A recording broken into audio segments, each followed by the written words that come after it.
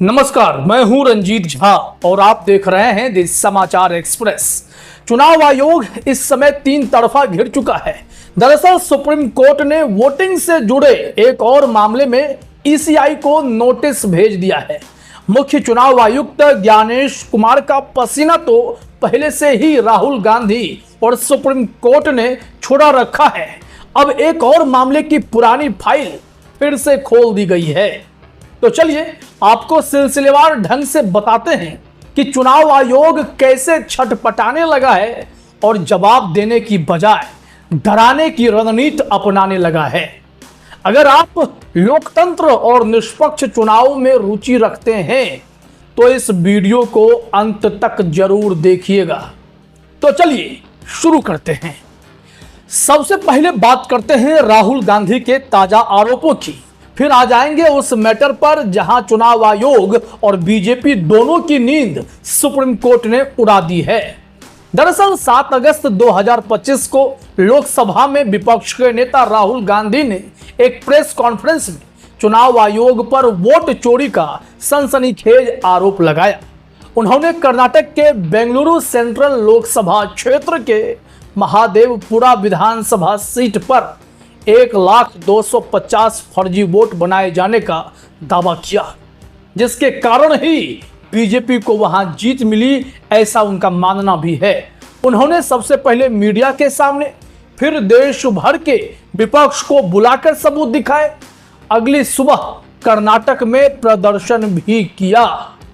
राहुल ने एक विस्तृत प्रेजेंटेशन भी दिया, 5 तरीके बताए कि कैसे वोट चोरी हुए और इसका बहुत ही सलीके से खुलासा भी किया। कुल मिलाकर अगर देखें तो 11,965 डुप्लीकेट वोटर्स, 40,000 फर्जी पते, 33,692 फॉर्म 6 का दुरुपयोग हुआ। राहुल गांधी ने लेटेस्ट में 5 सवाल फिर चुनाव आयोग के सामने रखे, जिसका जवाब ईसीआई दे नहीं पा रहा है।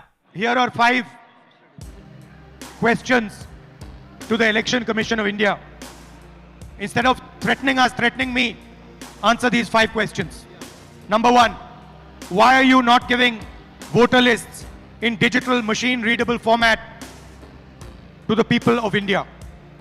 Number 2, why are you destroying video evidence? Number 3, why is ECI committing massive fraud in the voter lists? Number 4, why is ECI threatening opposition instead of answering our questions? And finally, why is ECI behaving like an agent of the BJP? चुनाव आयोग हिसाब दो, BJP और चुनाव आयोग जवाब दो। BJP Rahul Gandhi के सवाल बहुत तीखे हैं। उन्होंने कहा, भारत का लोकतंत्र बेशकीमती है, इसकी चोरी का अंजाम भयानक होगा।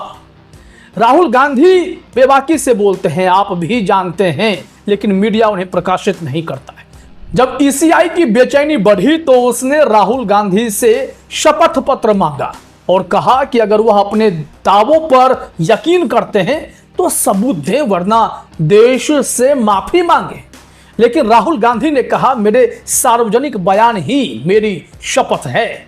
ईसीआई ने मेरे डेटा को गलत नहीं बताया, क्योंकि वे जानते हैं कि सच्चाई बाहर आ चुकी है। हालांकि चुनाव आयोग डैमेज कंट्रोल में जुटा हुआ है, काम पर अपने अधिकारियों को लगाया। कर्नाटक के मुख्य चुनाव अधिकारी ने कहा कि वोटर लिस्ट हमने पूरी पारदर्शिता के साथ तैयार की है और अगर शिकायत है तो हाईकोर्ट में चुनाव याचिका दायर कर दीजिए। बीजेपी ने भी इन आरोपों को निराधार बताया और कहा कि राहुल हार का बहाना ढूंढ रहे हैं। लेकिन किसी भी बड़े अखबार ने लीड में राहुल गांधी के आरोपों को प्रकाशित नहीं किया। आरोप लगा, अजित अंजुम जी ने बताया कि यह सब कुछ मीडिया मैनेज करने वाले भाजपाइयों के दबाव में न्यूज़पेपर ने फैसला लिया। अब आते हैं उस मुद्दे पर जिसने चुनाव आयोग और बीजेपी की नींद उड़ा दी है। सुप्रीम कोर्ट ने पुरानी फाइल खोल दी है। सुप्रीम कोर्ट में दरअसल नोटा से जुड़े मामले पर बहस हुई। सुप्रीम कोर्ट ने विधि सेंटर फॉर लीगल पॉलिसी की एक जनहित याचिका पर सुनवाई की, जिसमें निर्विरोध चुनावों में उम्मीदवारों के सीधे निर्वाचन को चुनौती दी गई है। जस्टिस सूर्यकांत, जस्टिस उज्जवल भयान और जस्टिस एन कोटेश्वर सिंह की 3 जजों की बेंच ने ईसीआई से सवाल किया है कि अगर नोटा का विकल्प मौजूद है तो निर्विरोध किसी उम्मीदवार को कैसे विजेता घोषित किया जा सकता है। जस्टिस सूर्यकांत ने कहा कि नोटा चुनना मतदाताओं का मूलभूत अधिकार है जो संविधान के अनुच्छेद 19(1)(a) के तहत संरक्षित है। अगर मतदाता किसी उम्मीदवार के खिलाफ नोटा चुनना चाहते हैं तो उनकी अदृश्य इच्छा को नजरअंदाज नहीं किया जा सकता है। इससे पहले की सुनवाई में भी सुप्रीम कोर्ट ने कहा था कि कम से कम एक ऐसा मापदंड होना चाहिए कि अगर नोटा का भी विकल्प है तो निर्विरोध उम्मीदवार है फिर भी उसे कुछ हद तक वोट हासिल करने होंगे, लेकिन ऐसा होता नहीं है। याचिका में 2 उदाहरण दिए गए। सूरत लोकसभा चुनाव 2024, आपको याद होगा दैनिक भास्कर में भी एक रिपोर्ट छपी थी कि कैसे 5 स्टार होटल में बैठकर गुजरात भाजपा के तत्कालीन प्रदेश अध्यक्ष CR पाटिल ने ऑपरेशन निर्विरोध चलाया था। इस ऑपरेशन में कांग्रेस के उम्मीदवारों को कैसे पटकनी देनी है और बीजेपी के मुकेश दलाल को निर्विरोध जिताना है, इसका पूरा खाका तैयार किया गया। और कांग्रेस के उम्मीदवार नीलेश कुंभानी बीजेपी के साथ सेटिंग करके अपने ही प्रस्तावकों को गलत साबित करके खुद को चुनावी मैदान से बाहर का रास्ता दिखवा दिया। फिर कोई बचा ही नहीं और वहां निर्विरोध जीत हो गई। लेकिन मतदाताओं को नोटा का विकल्प चुनने का मौका ही नहीं मिला। यह लोकतंत्र के लिए खतरा बताया जा रहा है। अब सोचिए कि जनता का अधिकार यहां छीना गया या नहीं। वैसे एक और मसला उस वक्त 2024 में हुआ था। इंदौर लोकसभा सीट पर 2024 में ही कांग्रेस उम्मीदवार अक्षय कांति बम ने भी बीजेपी के साथ मिलकर अपना नामांकन वापस ले लिया था, जिससे बीजेपी के शंकर लालवानी वहां एक तरीके से निर्विरोध ही जीत गए, क्योंकि यहां नोटा को 2.18 लाख वोट मिले, जो दूसरा सबसे बड़ा आंकड़ा था। लेकिन इसका कोई असर नहीं हुआ। ECI की ओर से सीनियर एडवोकेट राकेश द्विवेदी ने तर्क दिया कि अगर इतना असंतोष है तो लोग स्वतंत्र उम्मीदवार खड़ा कर सकते हैं। लेकिन जस्टिस उज्जवल भयान ने कहा, ऐसा मत भूलिए, यह जनता के हाथ में नहीं है, इसलिए लोग नोटा चुनते हैं। और फिर जस्टिस उज्जवल भयान की बातों से चुनाव आयोग सक पका गया। वहीं याचिकाकर्ता ने बताया है कि 1951 से अब तक 258 उम्मीदवार निर्विरोध चुने गए हैं, जिससे मतदाताओं का नोटा का अधिकार प्रभावित हुआ है।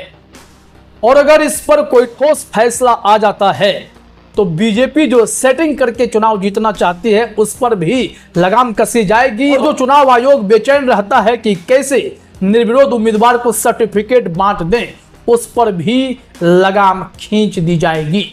अब आइए तीसरा मामला, जो 3 तरफा गिरने की हमने बात की। बिहार में विशेष गहन पुनरीक्षण SIR का मसला। सुप्रीम कोर्ट ने 9 अगस्त 2025 तक ECI को बिहार SIR से जुड़े सभी डेटा उपलब्ध कराने को कहा। Association for democratic reforms ADR और अन्य याचिकाकर्ताओं ने SIR की वैधता पर सवाल उठाए। दावा किया कि यह मतदाताओं को वोट देने से वंचित कर सकता है। सुप्रीम कोर्ट ने 6 अगस्त 2025 को एक विस्तृत ऑर्डर जारी किया चुनाव आयोग को। सबसे पहला पॉइंट था, कोर्ट ने ECI को आदेश दिया कि SIR के दौरान ड्राफ्ट रोल से हटाए गए लगभग 65 लाख नामों की विस्तृत सूची सुप्रीम कोर्ट और ADR प्रशांत भूषण को उपलब्ध कराई जाए। और यह चुनाव आयोग के लिए बड़ी चुनौती हो गई, क्योंकि ये अपने हिसाब से चलना जानते हैं, लेकिन सुप्रीम कोर्ट उन्हें टाइट करना भी जानता है। और उसके बाद कोर्ट ने यह भी क्लियर किया कि सिर्फ संख्या बताने से काम नहीं चलेगा। ADR ने जो मांग की है कि यह जानकारी विधानसभा वार, मतलब असेंबली वाइज और बूथ वाइज हो, जिसमें यह क्लियर हो कि कौन से वोटर क्यों हटाए गए। जैसे मृत बता दिया तो उसका आधार क्या है, स्थानांतरित, डुप्लीकेट, इन सब पर भी एक डिटेल रिपोर्ट चाहिए। फिर BLO की भूमिका को लेकर भी सुप्रीम कोर्ट ने सवाल पूछा कि बूथ लेवल ऑफिसर्स BLO द्वारा कौन से नाम सिफारिश किए गए या सिफारिश नहीं किए गए थे। ECI को इन सिफारिशों सहित पूरा विवरण देना होगा, वरना यह प्रक्रिया पारदर्शी नहीं मानी जाएगी। एक मसला और आया कि राजनीतिक दलों के साथ डेटा साझा करने को भी कोर्ट ने कहा है। हालांकि चुनाव आयोग का कहना था कि हमने डेटा साझा किए पॉलिटिकल पार्टी से, लेकिन एडीआर ने कहा कि बस चुनिंदा पार्टी को यह सारी चीजें मिली थी और उसमें जो मिला था वो इन्होंने पब्लिश नहीं किया है। मतलब कि एक खास कॉलम था जिसमें रीजन बताए जाते थे, वो कॉलम ही चुनाव आयोग ने हटा दिया। अब यहां कोर्ट ने कहा कि अगर ड्राफ्ट रोल और हटाए गए वोटर्स की सूची राजनीतिक दलों को दी गई है तो ईसीआई को बताना होगा कि किसे कब और कौन सी सूची दी गई है। प्रक्रिया के सत्यापन का भी मसला उठा। एडीआर ने मांग की कि हटाए गए व्यक्तियों को नोटिस जारी किया गया था या नहीं, इसका स्टैंडर्ड फॉर्मेट क्या था, कितनों को भेजा गया और कितनों ने जवाब दिया। साथ ही क्या इलेक्टोरल रजिस्ट्रेशन ऑफिसर्स ईआरओ ने किसी सुनवाई या दावों की प्रक्रिया, क्लेम्स प्रोसीजर जिसे कहते हैं, उसके तहत नाम हटाने का फैसला किया है क्या।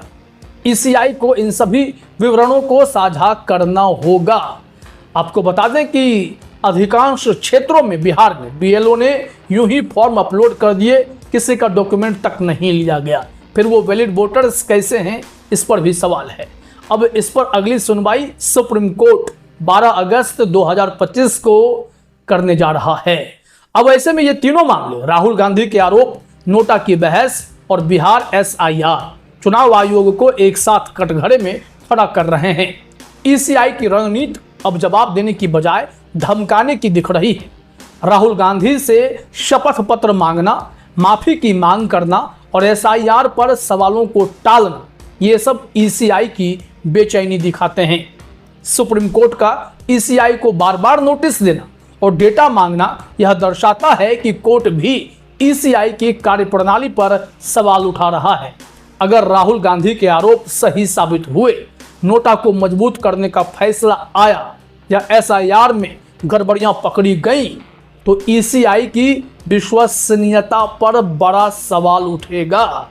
इसका जवाब अब चुनाव आयोग ही दे सकता है कि वो इस संवैधानिक संस्था की साख कैसे बचाएगा। आप इस मामले में क्या सोचते हैं? अपनी राय हमें कमेंट करके जरूर बताएं। फिलहाल इस वीडियो में इतना ही। आप तमाम साथियों का हमसे जुड़ने के लिए बहुत बहुत धन्यवाद, शुक्रिया।